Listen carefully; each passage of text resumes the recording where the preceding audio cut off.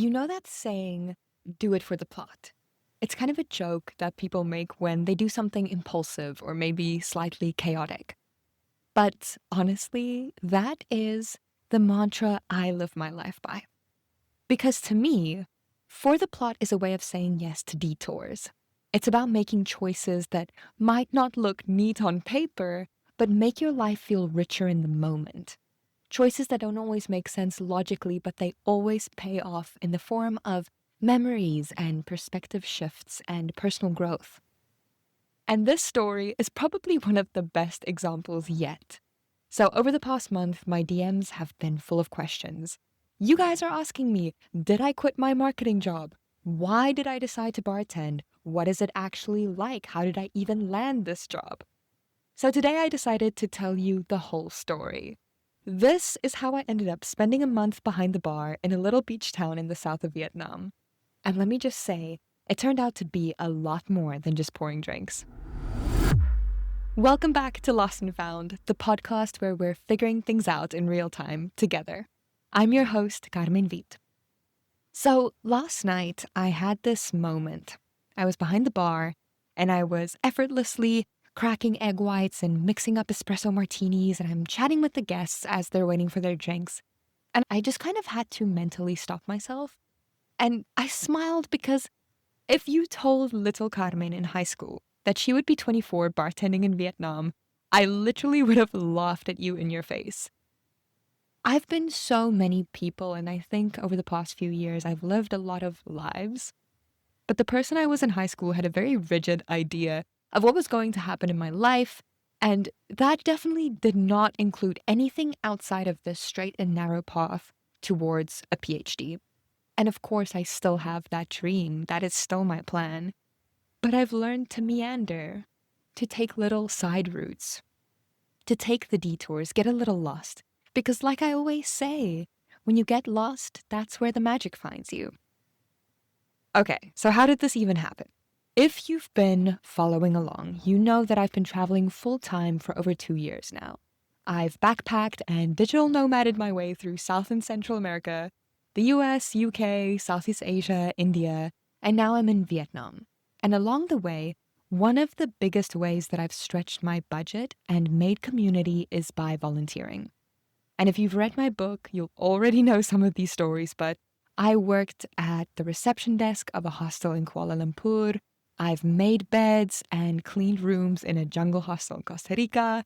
I volunteered on a permaculture farm in Nicaragua, taught English in Thailand, and all of this was for free accommodation, and sometimes even free meals or bikes or whatever else is included in the deal.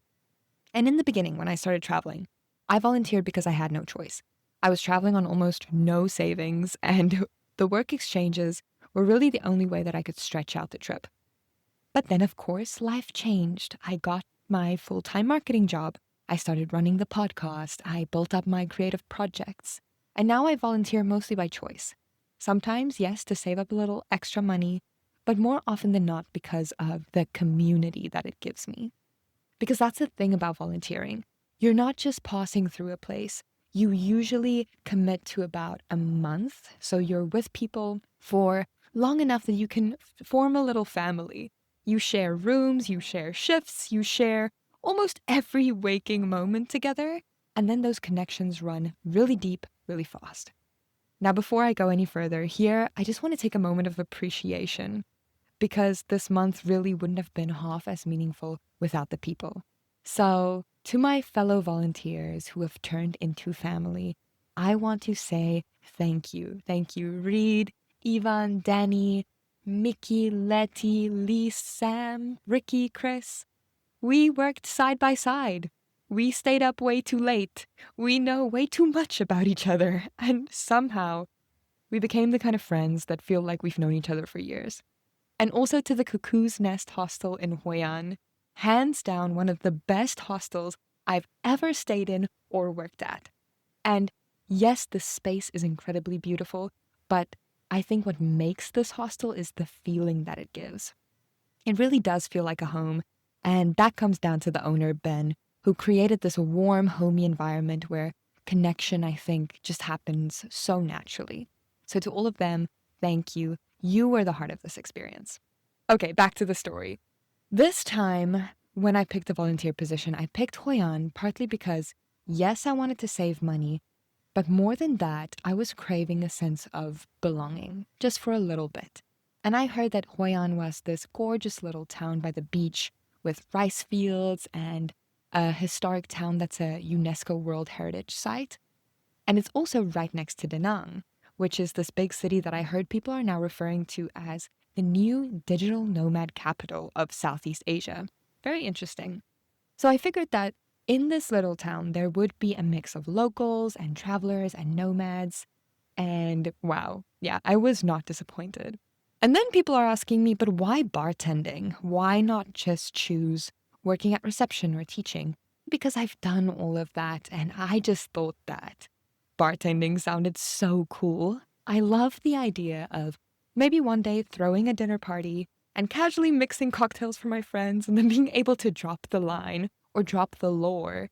Oh, yeah, I learned that when I was bartending in Vietnam in my 20s. It's just one of those stories that you keep forever, and it's all for the plot, right?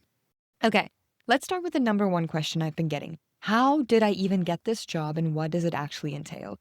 So the short answer is World Packers, and I did a whole episode on World Packers and work exchanges. So if you want to go into detail on that, go listen to that episode. But yeah, World Packers is basically the biggest platform out there for finding volunteer opportunities right around the world. And when I say volunteer, I feel like I need to clarify what I mean, because it's not the kind of volunteering that my grandmother thinks I'm doing. So the other day, apparently she told her friends that I'm volunteering in Vietnam. And suddenly I got this flood of messages from her ladies' club telling me how beautiful and how selfless I am. And look, some of the opportunities on World Packers are genuinely impactful, like teaching or eco-conservation or farming projects. But I wasn't exactly feeding hungry children. I was shaking cocktails for thirsty Brits abroad, which honestly is its own kind of humanitarian work, if you think about it. But the idea of World Packers is simple. You exchange your hours of work for a place to sleep, for free accommodation. And that can be reception shifts, cleaning, teaching, farming, bartending, whatever you pick. And sometimes you get extra meals or bikes or discounts on other things. And it's such a great way to stretch your budget, but also to really settle into a place instead of just passing through. Because you feel like you're building a little life there. You're not just ticking it off on a map. So if you're curious, I'll drop the link in the show notes. It's $50 for a year-long membership, and then you can apply to any of the opportunities right around the world. And if you use my code Carmen, Karmen, you'll get $10 off. And while we're on the topic, you've probably heard me mention World Packers before because I'm actually partnering with them for my group trip to Bali this December. They're running the whole thing and handling all the details, so you'll be in very good hands. And the best part is, it's not just a holiday, it's also impact driven. So we will be volunteering for a cause. We'll be getting our open water diving licenses and then volunteering in marine life conservation. So think conservation dives to monitor manta rays and sea turtles. And that's another one of those life skills, that you get to pull out at a party and be like, yeah, I learned that while I was getting my open water diving license in Bali. That's quite the lore. It's all for the plot, right? So that's happening December 6th to 16, 2025 this year. And there are only a few spots left. It's going to be an incredible group. I'll leave all the details in the description if you're interested. But okay, commercial break over. That's the answer to the question of how I got the job. World Packers, super easy. The next big question I got throughout the month was, what does this job actually entail? So, in all honesty, as amazing as this month has been, it has been really hectic for me personally because I still work my full-time job. I didn't quit my marketing job, of course not. So during the day, I would go to a cafe or a co-working space and I would write, I would have my meetings, strategize, script podcasts, and then from there, I would go straight into a 5-hour shift at the bar that usually starts around 6 p.m. So we work 6 nights a week, 6 p.m. to 11 p.m. And the idea is that you make drinks, you socialize with the guests, and you run the nightly activities like One night a week, we, for instance, have a pool party. They usually get crazy. It's so much fun. And then some nights we have beer pong or pub quizzes. And then one night a week, each volunteer gets a turn to take the guests out into the old town to go clubbing. But of course, we would end up going out way more than just one night a week. So really, most of the time, it didn't feel like a job. It feels like you're just hanging out with friends. But that being said, having just finished my month of volunteering, I do feel like I need some me time and a few nights of solid rest at this point. So yes, I don't think I could have done it for much longer. I think a month for me was perfect. But bear in mind, it's also because I work full time. The rest of the volunteers, I think, might have a very different experience because during the day, they usually explore or they lay by the beach or whatever, and then only start work at night. And for me, it really felt like for the past month, I've just been working, but so worth it. I wouldn't change a single thing, and I learned so much from this experience. I think having traveled solo for so long, I already thought I was good at talking to strangers because you learn how to sit down next to someone new and turn small talk into a connection. But this month, specifically for me, took that muscle and worked it into overdrive because striking up conversations with anyone, anywhere almost became second nature for me. And I think that's the biggest gift I'm taking away from this experience. Nothing flexes your social muscles quite like working at a hostel. A huge part of the job is literally just making friends, starting conversations with strangers at the bar, or drawing people into games or events, or making sure nobody feels left out. And at first, you're still learning how to do that, but then it becomes second nature. And the confidence you gain from that is everything. Because once you've learned how to walk up to anyone, that shy traveler or the loud group of backpackers or the person sitting in the corner scrolling on their phone, once you learn how to walk up to any of those people and make them feel welcome, that is a life skill that you will carry with you forever.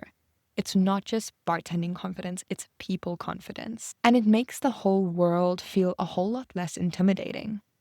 So if you've ever thought about doing something like this, whether it's working reception or bartending or volunteering somewhere new, my advice is 100% go for it. Yes, you will make insane memories, but it's also the social skills that you take with you that matter the most. You will find yourself starting conversations more easily, navigating rooms with more ease, and realizing that connecting with people doesn't have to be scary. It can actually be one of the most energizing parts of life.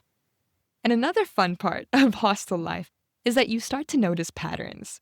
Dare I call them stereotypes? But honestly, stereotypes, they exist for a reason. Like time and time again, I saw the Dutch living up to their reputation of being, let's say it nicely and say frugal. Americans, we can say that their geography skills aren't always the strongest. Latinos are hands down the best dancers and some of the warmest, most welcoming, kindest people you will ever meet, right up there with Canadians. And also, Kiwis and Aussies have the best sense of humor. And then, of course, you have the Brits, who, without fail, will be the ones that you will find passed out on the common room couch at the end of the night. And then the French usually stick to smoking and speaking French, and the Italians will 100% complain about the coffee. And South Africans, my people, well, you won't necessarily find us in hostels, but head to the expat bars and suddenly we're everywhere. And that's something I noticed about South Africans in general. We're not huge backpackers. We don't tend to float around or move from place to place. I've seen that instead, South Africans like to move somewhere and settle down and maybe get a dog and a teaching job or something like that. And that might not be my path, but here in Hoi An, I've stumbled into this little pocket of South African expats, and they've done exactly that. They've built lives here, and they have also been some of the loveliest people that I've met. Now, of course, these are all sweeping generalizations. Let's not forget that. You can never put people in neat boxes. But still, when you're in a hostel long enough, you do start to see the same patterns play out. And I think it's almost weirdly comforting. Like, the world is big and diverse, yes, but also it is familiar at the same time. Another thing I loved about this job was having to work with my hands, with my body. So I was busting tables and mixing drinks and carrying boxes and ice coolers and handling a horde of guests on a busy night. And I just loved not being in my head. It is meditative in a strange, chaotic way because you don't have time to think. You just have to give yourself over to that flow. And for me, who has always worked in a field where I sit behind a computer all day and I think, and I work with words and ideas, it was so refreshing and actually a really nice change of pace to be able to log off from work and have my second job be so different. And also having it teach me a completely different set of life skills. That was a lovely shift for me because suddenly my value wasn't in how well I could think, it was in how fast I could move, how well I could connect with people, and how smoothly I could improvise when something went wrong. It taught me a completely different set of skills and maybe ones that I didn't think I would end up getting in my 20s. There's this, what I like to call a hidden curriculum of bartending. You think you're just learning how to mix drinks, but what you're really learning is presence, how to read the room, how to make someone feel welcome, how to diffuse tension before it escalates. It is social intelligence in real time. And those are the same skills I use, yes, in marketing meetings. I mean, think about empathy and persuasion and connecting dots. Those are all the things that I use in my day-to-day life, in my day job, but also in bartending. But now with the bartending role, it was as if it was translated into a new language, one where the stakes are less about numbers and more about human connection. And I'm not gonna lie, there were moments when my favorite party song would come on, and the cute guy at the bar is flirting with me while I'm shaking up his whiskey sour. My friends are laughing beside me as we're bantering with the crowd and balancing trays, and I would just feel like the coolest person in the whole world. I would feel young and carefree and untouchable. And that is saying a lot because growing up, I felt like the opposite of cool.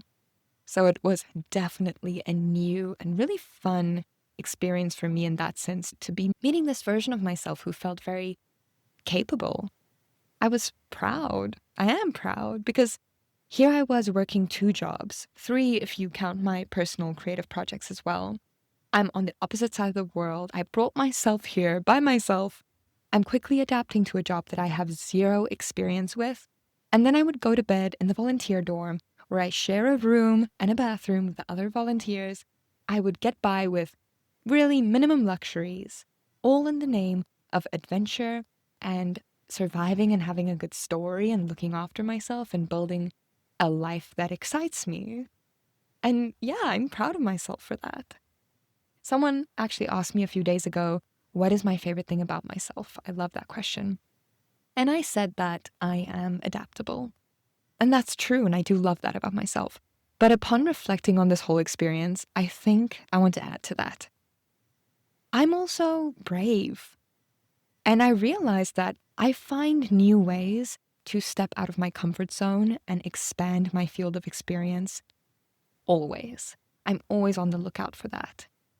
So yes, I get it. From the outside, it might look ridiculous to my friends who are back at home, who are working their steady 9 to 5s. For them, it seems like I just spent a month partying in Vietnam. I get it.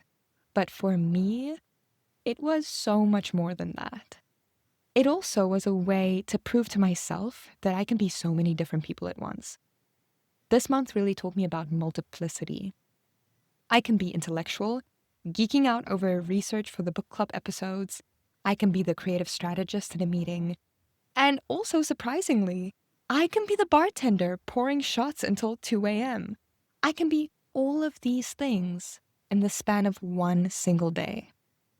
And that breaks the binaries that we grew up with, right? The idea that you have to choose, that you cannot be serious and fun, or smart and carefree, or academic and cool. Back home, I think we tend to box ourselves in and we build these identities that feel really fixed because everyone around us expects consistency. We have to be the same. It's as if we're held accountable to some past version of ourselves. But when you're traveling, when you're staying in hostels, and when no one knows your resume or your history, you get this rare permission to just be, to try on different selves and to find out that actually all of these selves are you. And maybe that's why I think travelers are so cool, not because they're inherently special, but because when you're on the road, there's just no reason to pretend. You don't have masks or pressure to perform, just people showing up as themselves, open to connection and open to experience. And I think that's what being cool actually means.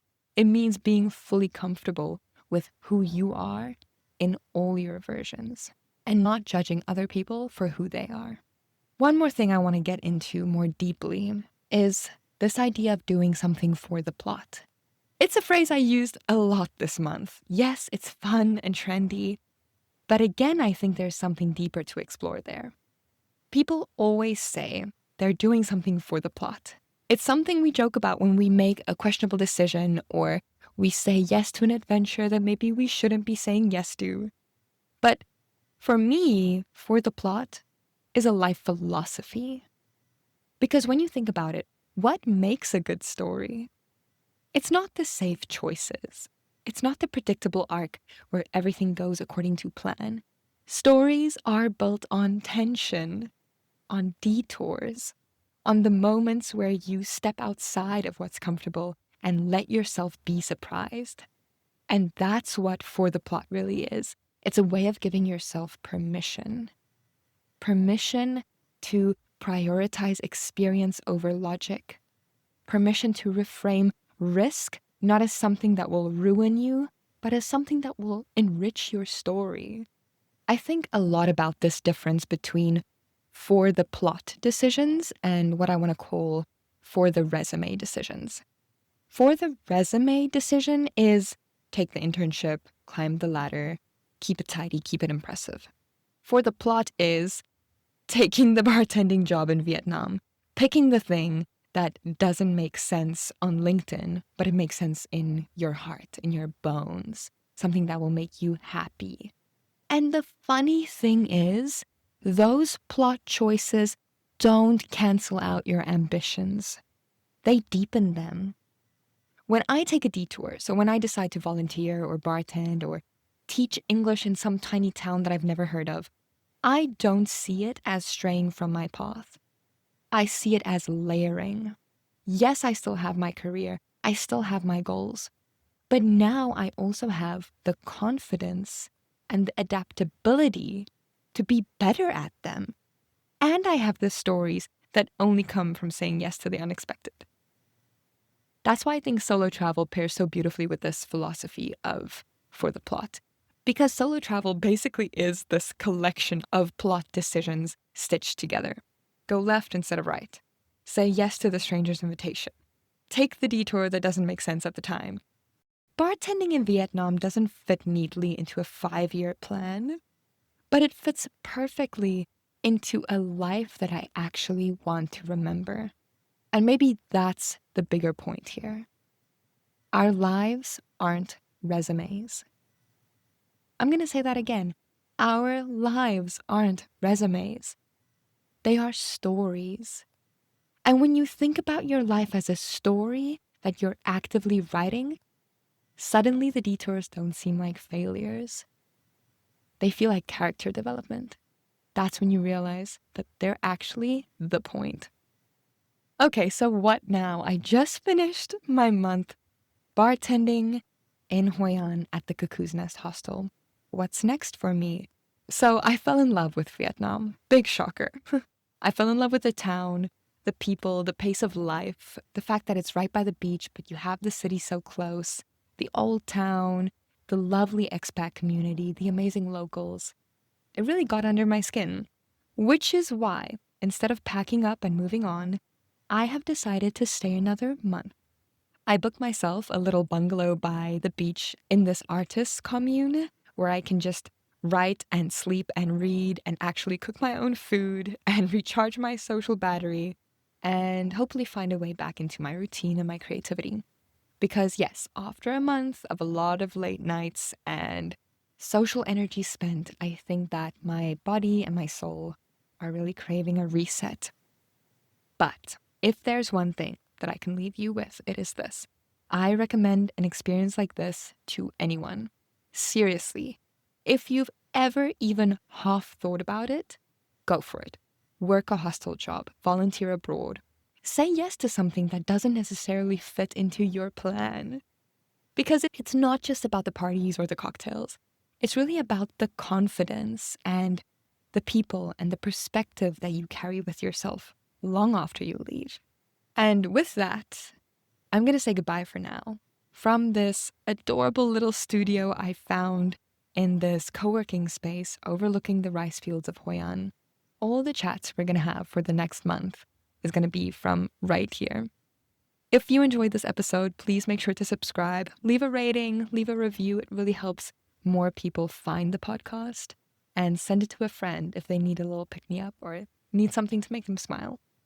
And if you want to go deeper into solo travel, if this has sparked your curiosity, if you want to know how to get started, what apps to download, how to find the jobs, how to navigate hostel life, then my book is perfect for you. It's called Untethered, A Beginner's Guide to Solo Travel.